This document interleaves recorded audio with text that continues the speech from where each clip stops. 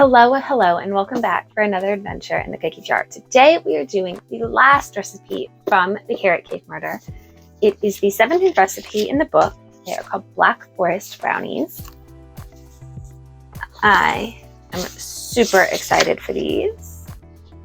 A little bit on the page. The first thing we need to do is preheat our oven to 350. Okay. So once you have your oven preheated to 350, what you are going to need is 4 1-ounce squares semi-sweet chocolate, or the equivalent of 3/4 cup semi-sweet chocolate chips will do just fine.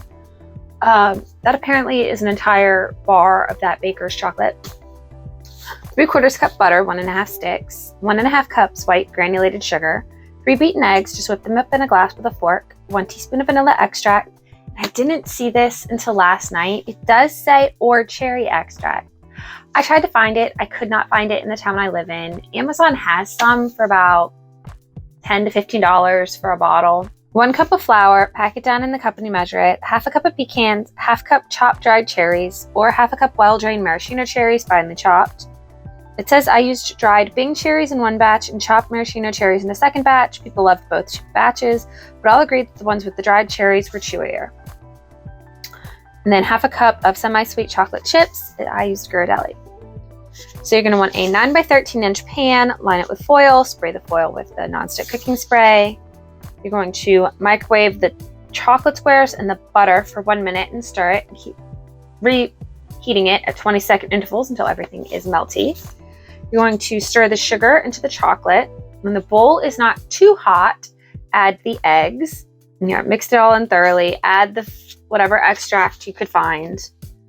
And then you're going to stir in the flour just until it's moistened, it said. So you're going to put the pecans and the cherries into a food chopper. And then it does say if it sticks too bad, you can add a tablespoon of flour. If you don't have a food processor, you don't have to buy one. Just chop everything up as small as you can with a knife. Then you're going to mix the nuts and the cherries into the chocolate mix. And then you're going to spread that in a pan and bake it off for 30 minutes. Cool them on a metal rack. And they're thoroughly cool. Not a little bit, thoroughly. You can take them out, flip them over, peel off the foil, and cut them into squares. It says you can lightly dust them with powdered sugar if you wish. There's only one note, really, about this recipe. One from Joe, one from Hannah. As if they're not both Hannah, Joe, same person. But so in Joe Fluke's note, the ladies at Delta Kappa Gamma deserve credit for this recipe. After I spoke to them in Camarillo, California, they gave me a huge box of dried fruit that included the dried Bing cherries that I used in these brownies. In his note, if you really want to be decadent, frost these with Never Fail fudge. So they're really pushing that Never Fail fudge recipe in this book. This is like the 4th recipe that mentions it. Everything's laid out. Let's get started. This is everything we're going to need today. Okay, so the first thing, we have our chocolate in a microwave bowl. We're going to take our butter. I am going to chop it up a little bit. Probably not into tablespoons, but definitely into chunks. I just feel it helps it melt a little better. Especially since the chocolate pieces are broken up. But I'm sure if you didn't want to do this in the microwave, you could also do it on the stovetop. Now, into the microwave it goes for a minute. All right, there we go. Took about 2 extra turns at 20 seconds. But we are all melted. All right, now we're going to stir the sugar in.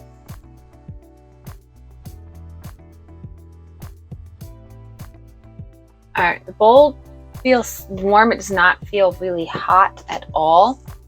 So I'm going to mix in the eggs.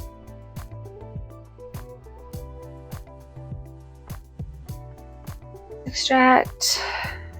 Like I said, I have vanilla. Okay, and then flour until just moistened. All right, we're gonna call that just moistened. Moving on. All right, Now we need a food processor. Into the food processor, we want the nuts and the cherries. Okay.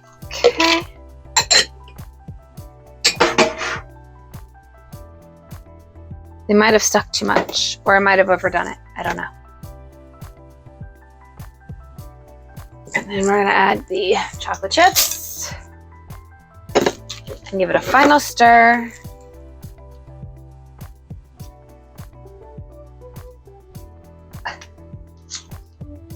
All right, we have our 9 by 13.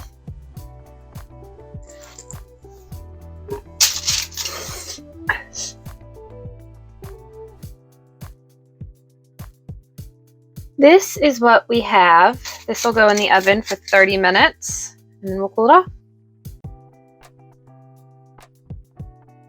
Okay, so these brownies look amazing. They smell chocolatey. They are still a little warm. They look fudgy.